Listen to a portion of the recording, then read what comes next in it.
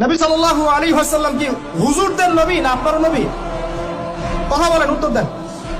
নবী সাল্লাল্লাহু আলাইহি ওয়াসাল্লাম কি হুজুরদের নবী না আপনার নবী? তাহলে আপনার মধ্যে তার সুন্নাত থাকবে না কেন? আপনার চেহারায় দাড়ি নাই কেন? আপনার প্যান্টটা টাকনোর নিচে কেন? কেন আপনি নবী সাল্লাল্লাহু আলাইহি ওয়াসাল্লামের জীবনী সারা জীবনও একবার পড়ে দেখতে পারলেন না?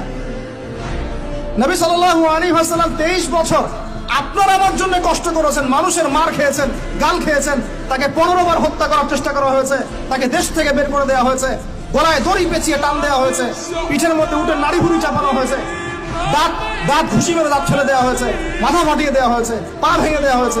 তাদের জন্য, তার জন্য। তা আপনি আমি কেন তার জীবনী পড়ে দেখলাম না কখনো? কেন আপনার চেহারায় দাড়ি থাকবে না, আমার চেহারা দাড়ি থাকবে না? কেন আমাদের প্যান্ট টাকনোর নিচে উপরে থাকবে না?